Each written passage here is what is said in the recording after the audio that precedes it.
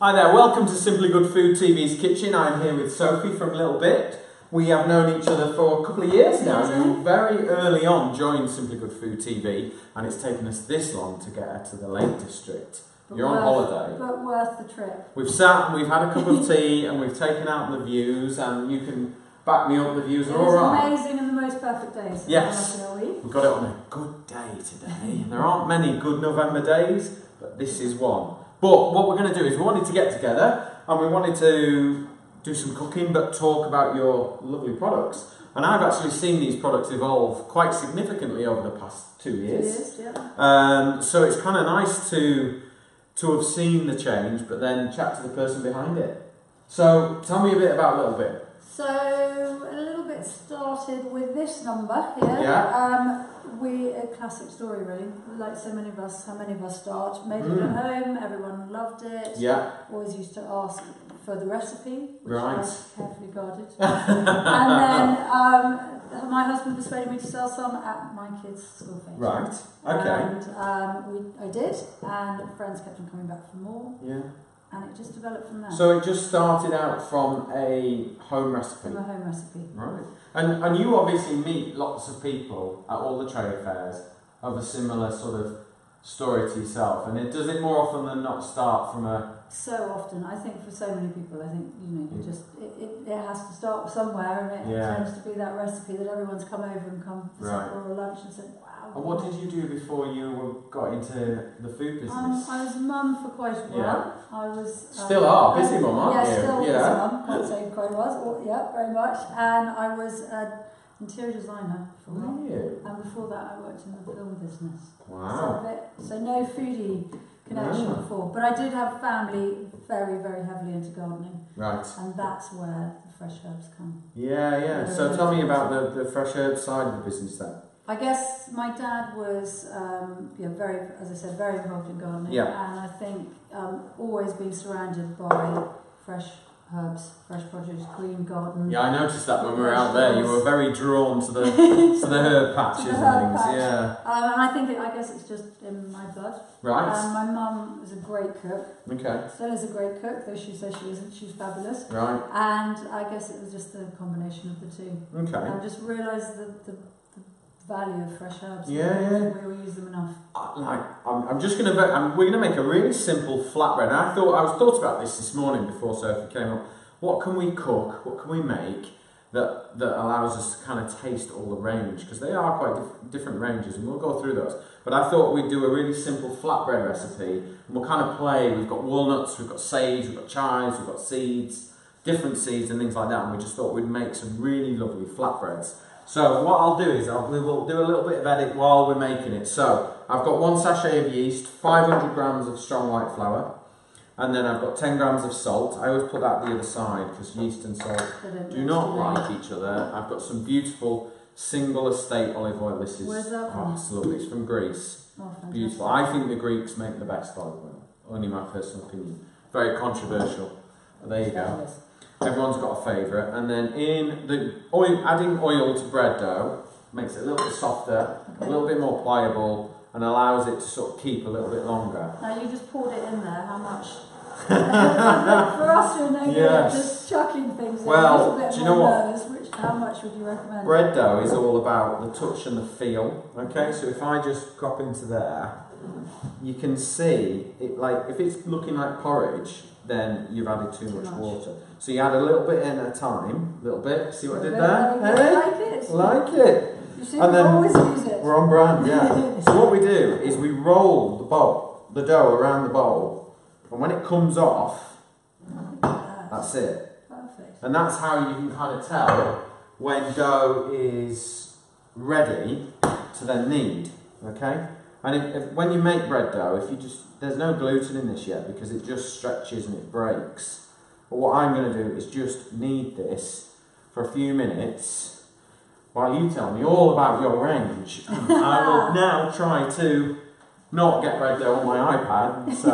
So very much press if you need. Yeah, I'll let you know. Yeah. So as I was saying, I guess the combination of cooking and gardening and everything came about with a little bit. Yeah. And I think this parsley dressing. I guess inspired it. Right. Was that the first one? This was the first one. Was it? It's like your first child. That's my first baby. Yeah. Closely followed by these other three. So I felt it was much easier to go out with a range than just a single product. Yeah. It's tough to go out with one. Yeah. Although there is a lot to be said for having like this amazing product. It is hard. But I think also with dressings, because everybody very much feels dressings are a summer thing. Yeah. Well, actually they're so not. Right. You can use these as marinades. We use them at home all the time. So the acidity of the vinegars and things will help to marinate, won't it? They're great, and you can put them in couscous, you can put them in rice, you can put them in pasta. Yeah. This is great with fish, fantastic with smoked salmon. Mm. This is great. The lemon tarragon, obviously the classic with chicken, but really good as a marinade. So you would marinade the raw chicken with that? Yeah. Okay. If I get home rushing to do some supper, Yeah. as we all Hungry so children. often Yeah. and grab some chicken breast, pour some of that over, leave it for 5 minutes, Okay. and then pan fry or pop in the oven. And would you use any of that afterwards? Sometimes I put a bit more on if. Yeah, my head would be I would cook the chicken, slice it up, and then dress it. I so quite like the cooked taste of with the oil and the thyme, yeah. but I think we definitely drizzle some a little bit on. A little bit before and after, you see. And then the balsamic, I never make lamb now without pouring it on. Yeah, you've told me this before. Tell me what you use it for. I use it mainly, my children's favourite, roast lamb or something. Leg? Shoulder? Shoulder or leg.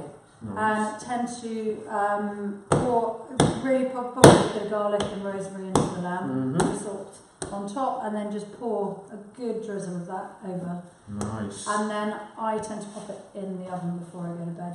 Right. And it sits very low, and it sits there, and we take it out in time for lunch. The shoulder would be perfect for that, wouldn't it? Yeah. Nice. So, but I mean, my kids now will only they only will eat that kind of lamb, so I'm not allowed. Especially on pocket money day. Yeah, exactly. So whatever lamb it is, it Yeah. has to have it all over. So yeah. That bread dough there, I've kneaded just while I was chatting to Sophie then, and it's nice. You can see it's kind of nice and smooth now. It's a lot easier, it's a lot stretchier. Yeah. Now leave that for an hour to prove and double in size. And if you could pass me that one, here's one I made earlier. Just a moment. Oh, hang on. Make sure I can't unwrap. Oh, just destroy it. Don't worry. Okay. Tear it open. There we go. The amount of clean film I get through in my working life. There we go. We're not shy with the clean film.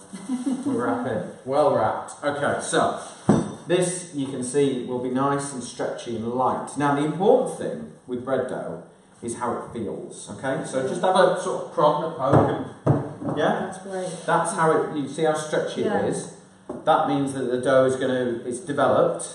The gluten is there. So when when you're kneading, all you're doing is developing gluten. So that once the yeast starts to create CO2, it needs that stretchy sort of case to be able to hold the air in, and that's why we have to stretch the dough and get the gluten all developed and lovely, and now it's all light and easy to use. So what I'm going to do is just squeeze it. No point getting a cutter out, you just wring its neck and it kind of into balls, okay, and then we can just flavour them. So I'll just get rid of some of that. So the dressings you use, and then you've got a ketchup there as well. And then the ketchup, yeah. Which is rosemary and tomato ketchup. Rosemary. And it's great. It goes with all sorts. What made you want to do a ketchup? Was it just? I think, if I'm completely honest, I was trying to develop a barbecue sauce. Right. And it and turned, you went off plan. I went off plan, and it turned into a ketchup, but it is incredibly Moorish. Okay. We put it on pasta at home as well. Sometimes I stir a bit through a risotto. Okay. So there's lots of different, as well as great, obviously on burgers, steak, chips, sweet potato. Are you that brand that we're not going to mention, Free Household then? Yes, we are. You? Yes. Good for you. Which is good, except when friends come over, because they sometimes still insist. Really? Yeah, a few people do. Mind you, I've had an awful lot of people come up and say they don't eat ketchup, and they've tried it. I'm not a ketchup eater. And they eat it. I'll try it. I don't like. I find it too sweet. Yeah. And my kids are always trying to get me, because I'm always trying to get them to try things. They're always trying to get me to try ketchup. And I'm like, Still don't like it. Yeah, the pressure's on now. I know. That's okay, right. So, I'll just move these along a little bit. Can't help but say it, can you? A little bit. All the time. All the time. Okay, so I've got 4 little pieces here, and all we're going to do is I'm going to roll out the dough, a little bit of flour, and the idea is that we're just going to make lots of different flavoured ones.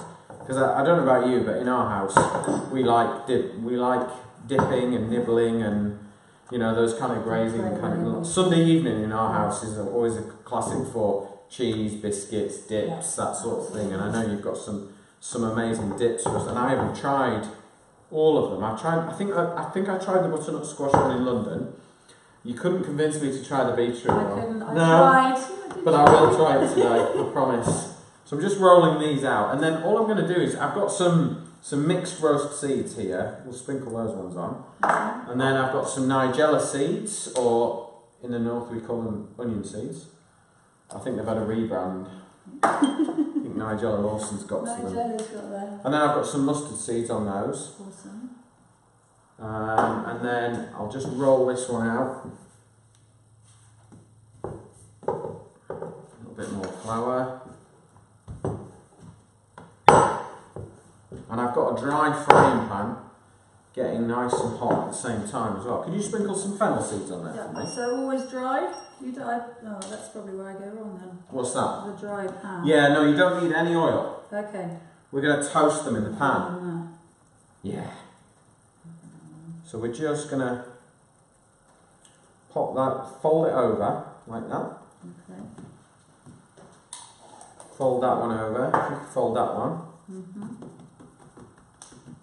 And you could put some nice Parmesan cheese through these, something if you wanted to, but I don't need to really.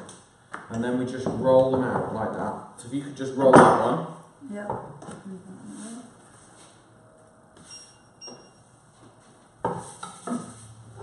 Mine sticks.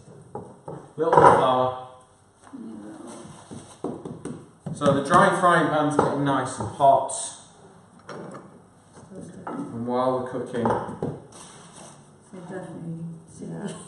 you don't need much flour. Well, I'm just not afraid of making a mess. Okay, so you can see kind of when you roll it out, if you can start to see the seeds come through, that's when it's thin enough. Okay. And then it just goes straight into a hot pan. And you can heat a dry frying pan easily. If you put oil in it or anything, that's when you run the risk of it bursting into flames and things like that, you see. It's a lot more control over it when it's dry. Okay? Yep. So we'll do that one again in a minute. So tell me about, we've talked about the ketchup, which I'm going to try. Okay.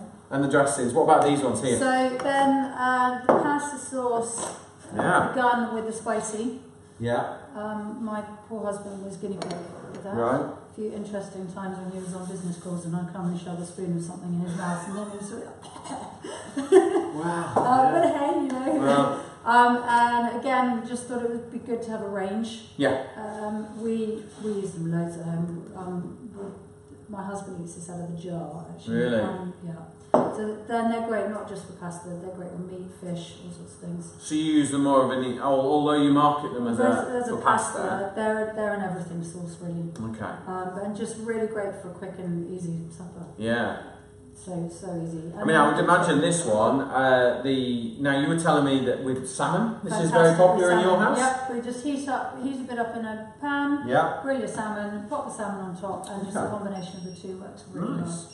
Or I put them in bolognese. Sometimes I literally just cook up some meat and put those in, and you really don't need an awful lot else. No. So very easy. Nice. And how did you? Was this just experimentation in the kitchen? Yeah, it was just all, playing, cooking for the family. Yeah, all playing and cooking at home, and obviously they all have the addition of the fresh herbs, which for me is just essential. I think it just transforms everything. Yeah, no, I can't.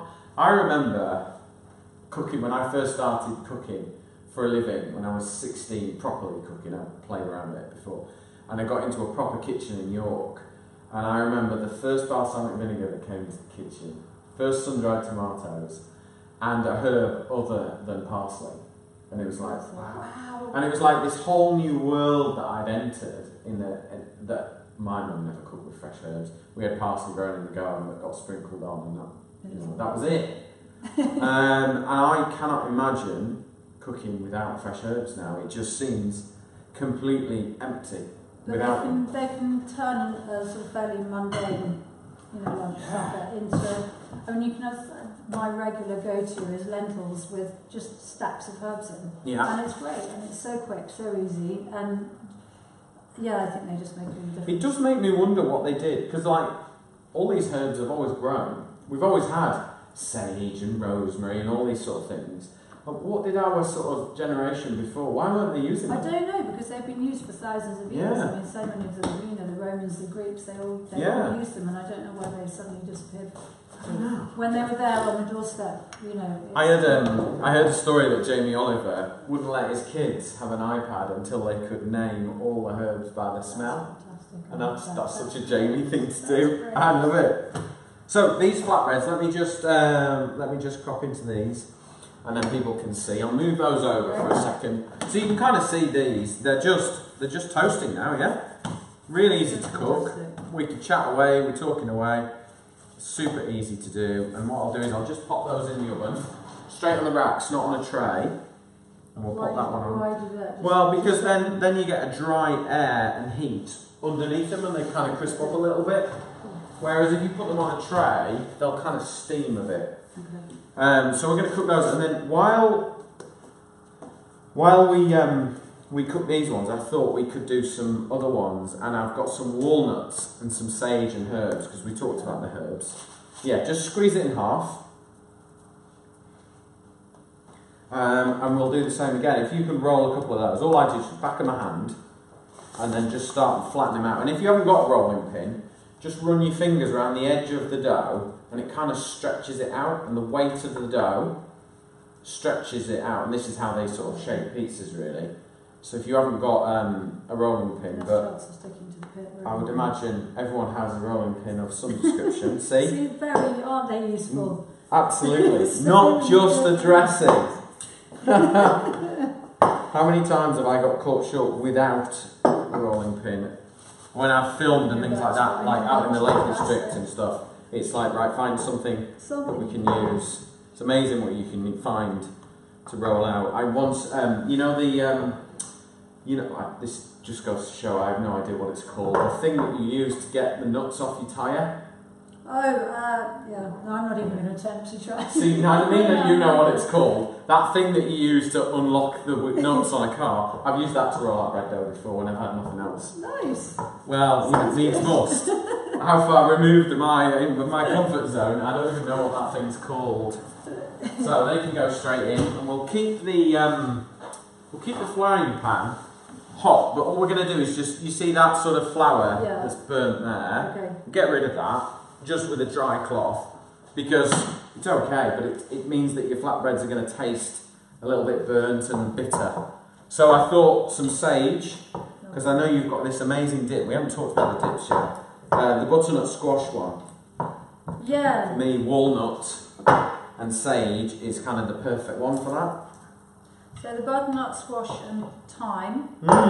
And then there's also the oregano and aubergine. Love and then the beetroot.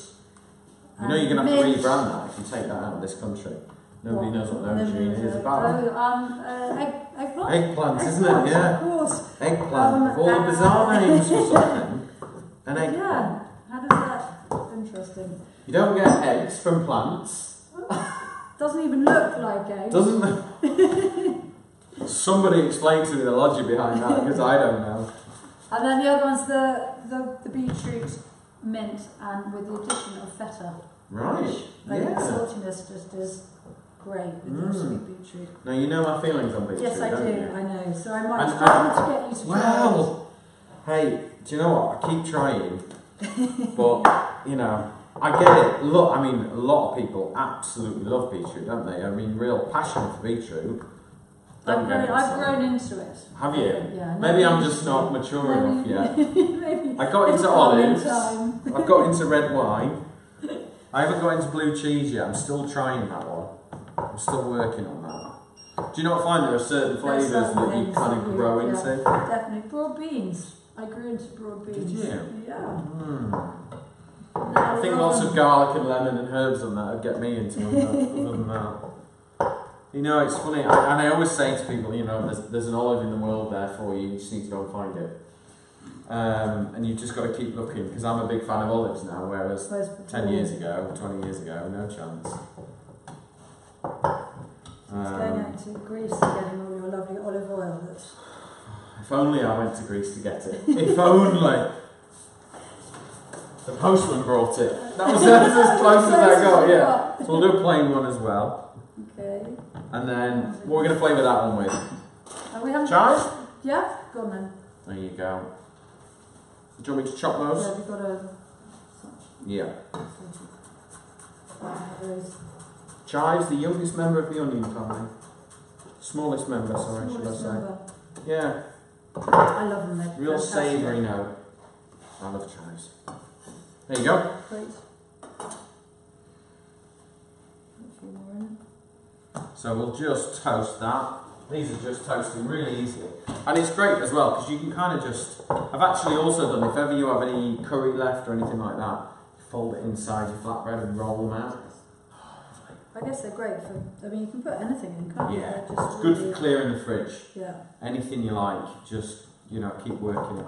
Put it in. As long as you don't put too much moisture into them. So if you're putting anything moist, you need to kind of sandwich it in, roll it back out. Don't roll it too much, otherwise you kind of lose it. Okay. But they're so easy to make. A good one for holiday time. Yeah, as well. Definitely. Keeping it occupied. My kids love doing this sort of thing, just making flatbreads. And in the summer we've done it, you know, you can cook them over a barbecue if you want to. And just lay them on a very cool edge of the grill rather than the middle. Because you don't need a real massive heat on these, you just need enough to cook them. And you can kind of see, you see how it's... Yeah, I never asked what sort of temperature that is. Oh, well, it's at number 7 out of 10, so it's kind of... Yeah. You know, you want it hot enough to toast, but, you know, so that it starts to cook the outside. But too hot means it's raw in the middle. But it's trial and error. Usually what you find is the first one that you burn. And you taste that and you're like, right, we'll turn it down now. So that's kind of how it works. So let's take the first one down. So these are all done. Fantastic. It's the good bit now, we get to do some eating. Yeah. Right, that one's nearly done. So what we're going to try? Well, let's try number 1 at the top, the fresh thyme and butternut squash. Right. Here's the walnut. Yeah. Into it.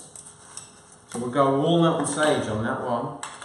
So these are ambient as well. So they're all ambient, yeah, so no need for the chiller. Right. So great if you want to go out all day on a picnic or like you're not worried about something getting too warm. So, and again, you know, you don't need to eat them within, you know, 5 days or 7 days or, you know, so they're really great. They can sit in your cupboard until those moments when you're like, well, hopefully they won't sit in your cupboard for long, but yeah.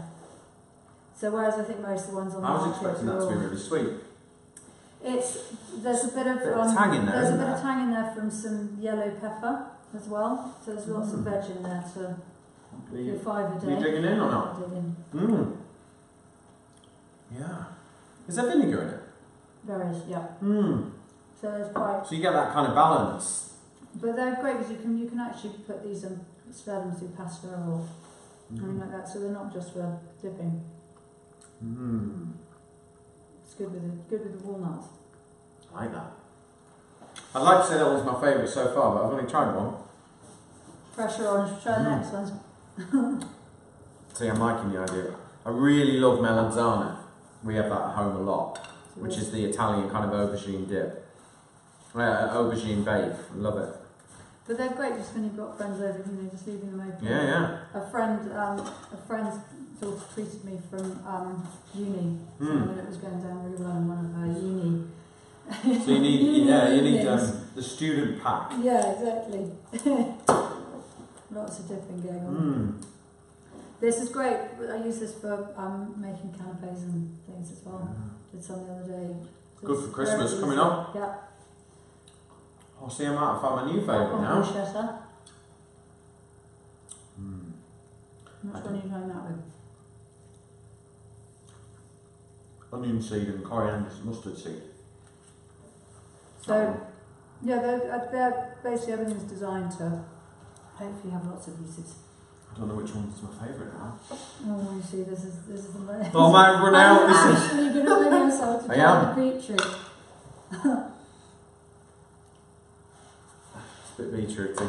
You've never heard. I am. No. This is my. Is this your favourite? That's my favourite. Do you know what? People who love beetroot, don't they? There's no kind of like it's like Marmite. Yeah, you either love it or hate it. I'm a lover of Marmite. Had my Marmite toast this morning. I'm afraid I'm not a Marmite. Are you on the wrong side of the fence? Are you? Mm-hmm. Is he going to pay? Oh, too much beetroot. Come quickly, have some more of the other ones. It's not as earthy as I expected. My problem with beetroot is I find it really earthy. But Do you know what I I think mean? with the mint and with the Yeah. saltiness of the feta, then it hopefully balances that a bit. Again, really good for canapes and with pasta with chicken. I bet it'd be nice with goat's cheese. Yeah. Ta-da. No, well, I hadn't actually thought about that, and then I just went, oh, hang on. As if by Right. magic. So I've been telling Sophie about this wonderful cheese that I found. It's called Nanny Brie. So it's a brie made from goat's milk. Should we try it with the chive? Yeah. Yeah. And I suspect it's going to pour out. It's one of those bries that's going to pour out, I can tell. So what I'll do is I'll just put it, yeah, out we go. Look at that. Look at that. There That's we go. amazing. That's the one. That's the kind of brie you want. A Frenchman would be proud of that. That's fantastic, isn't it? There we go. Okay. I'll plonk that there. I haven't had a goat's cheese, a goat's milk brie. Have you not? No, so that's exciting. Might be going home with you then, mightn't it? Might well be. I'm not sure how we might be able to get it home with me. Let's pop some of that on there.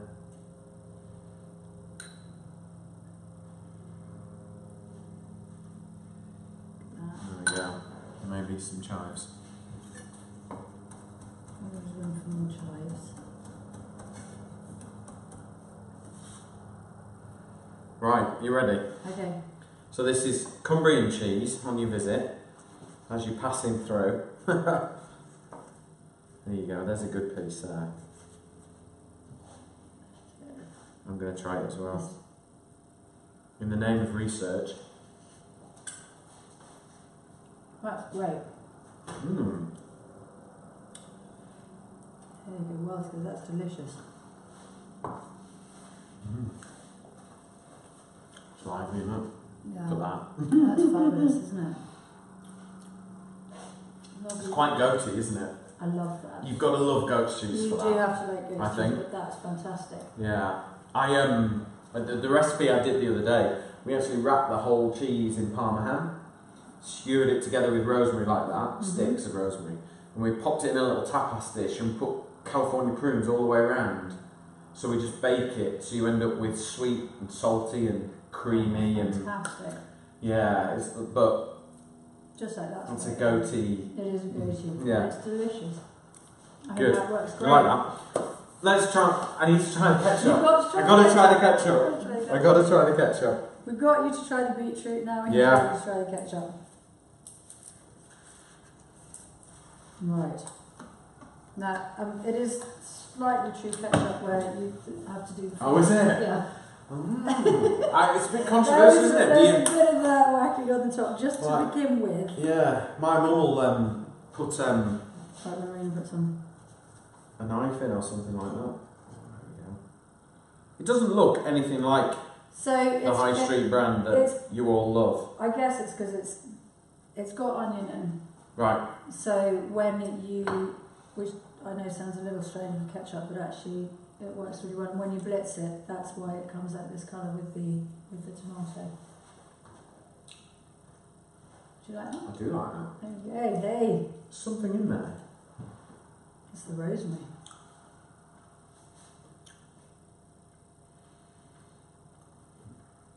for a start, it's far more complex, isn't it? Mm. It's far more refined.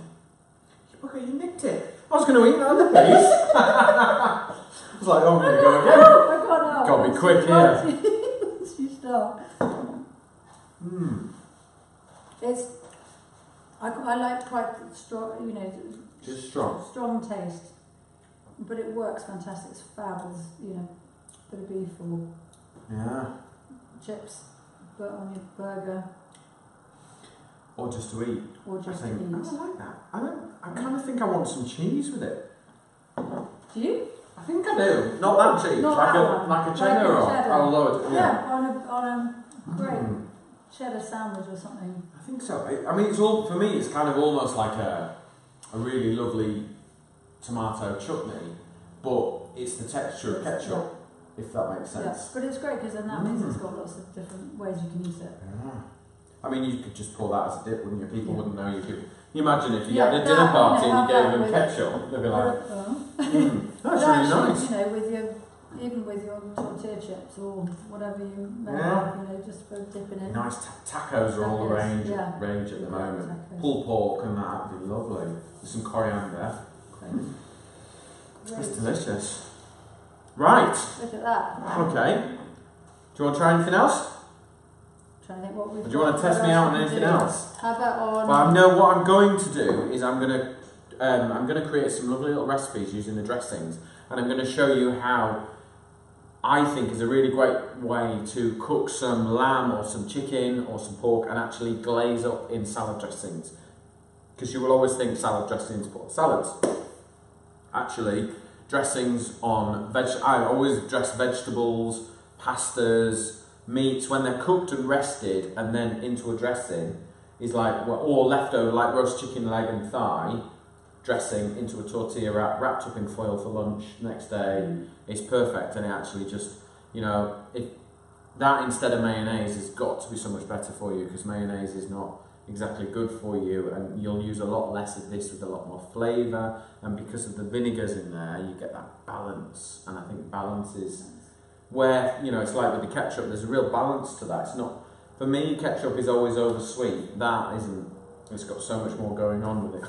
The breeze on the escape. It definitely is. But I'm going to create some recipes, just very simple, hands-only things that people go, oh right, that's what I do with it. And you'll be able to find that on Simply Good Food TV, but you'll also be able to find it on Little Bit's website. So, what is your website? www.alittlebit.co.uk. And if you go into Simply Good Food TV, if you're in there watching this anyway, click on the shop, go to the sources, and you'll find, and it'll take you all the way to Sophie's website. But just tell us where might people find these listed, stocked in shelves and things like that? They are all on sale on the website, yes. And we are stocked in a number of farm shops and delis dotted around the countryside. But if you look on the website, it's got our stockists, and the dips are actually available in Ocado. Are they? So they can be ordered. Perfect for Christmas. Get them in, then, you know, your canapes are sorted. But look, Sophie, thank you very much for coming in. It's been great to cook and taste, and I've really enjoyed it. I found my two best friends there. You're still not quite converted. Well, I've only got two hands, so I'm going to have to go with the two. Yeah. No, it's been really good. It's been lovely to have a chat with you and welcome you to the kitchen. And I'm thrilled that you've seen our little corner of the world on such a beautiful day. And I look forward to seeing more of Little Bit and what's to come, because I know there's more to come, but we're not giving anything away yet. And I'm looking forward to cooking with these. Thank you very much. Pleasure.